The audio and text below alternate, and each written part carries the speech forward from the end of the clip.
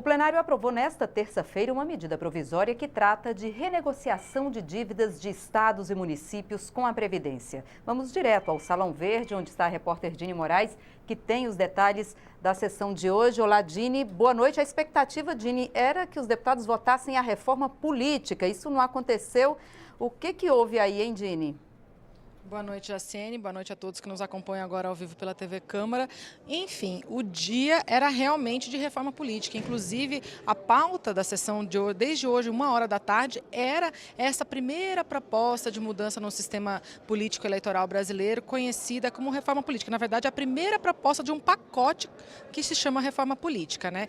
Enfim, a falta de acordo entre as propostas acabou causando o alongamento dessa sessão. Também é preciso levar em conta, Jaciene, que havia uma outra proposta da reforma política sendo votada numa comissão especial. Então, quando há votação, quando é aberta a votação aqui no plenário, é preciso suspender todas as atividades das comissões. Então, como havia interesse dos partidos de se aprovar, se colocar em votação aquela proposta que estava na comissão especial, também foi se alongando o prazo aqui do plenário da Câmara dos Deputados. Enfim, o prazo passou e o que foi colocado em votação foi a medida provisória que trata da renegociação de dívidas previdenciárias de estados e municípios. Vamos ver como foi o debate. A medida provisória 778 parcela em quase 17 anos as dívidas de mais de 90 bilhões de reais que estados e municípios têm junto à Previdência Social.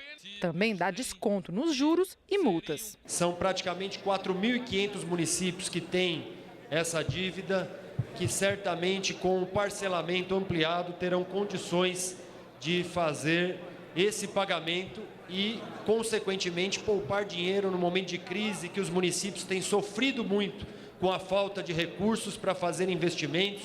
Certamente esse é um recurso importante para cada município, que já é, no nosso pacto federativo, o ente que mais sofre, porque é o que menos arrecada. O governo provoca uma recessão que faz com que haja queda de arrecadação.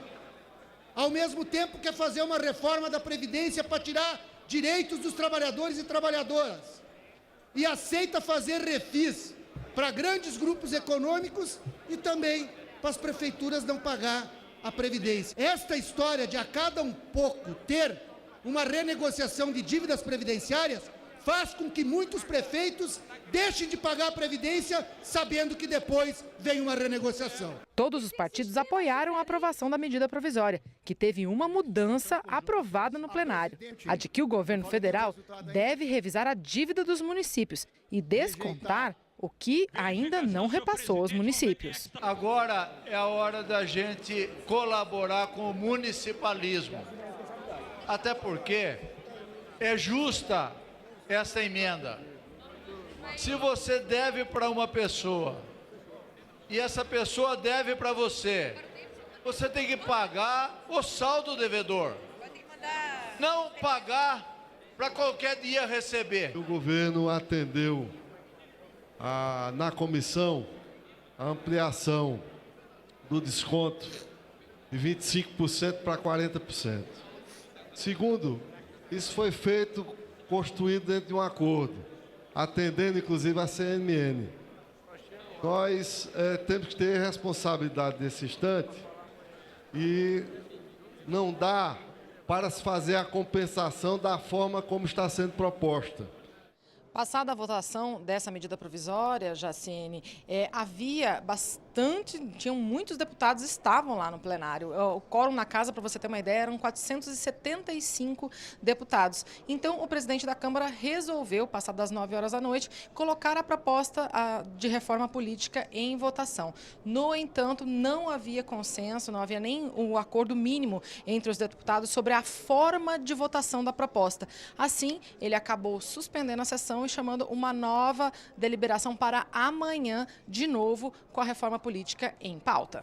Tá certo, Dini. Então, sessão hoje encerrada e a expectativa, então, para esta quarta-feira, então, que seja votada essa proposta, né? Um dos pontos aí, alguns pontos, na verdade, da reforma política, né? Exato, Jaciene. E se a gente tiver um espacinho, é até legal a gente falar um pouquinho dessa proposta, né? Essa primeira proposta da reforma política que será colocada em votação no plenário aqui, ela traz várias mudanças. Entre elas, cria um fundo para financiamento das campanhas eleitorais, lembrando que não há mais permissão de doação de empresas para as campanhas eleitorais desde 2015, então esse seria um fundo a ser com dinheiro público, que destinaria dinheiro público aí, né, nos anos eleitorais. Também traz mudanças na forma como a gente elege deputados e vereadores. Outra mudança é o estabelecimento de mandato para os tribunais. Aí a gente coloca os tribunais, tanto os superiores quanto de justiça comum e tribunais de conta. Jaciene. Tá certo, Dini. Muito obrigada pelas informações.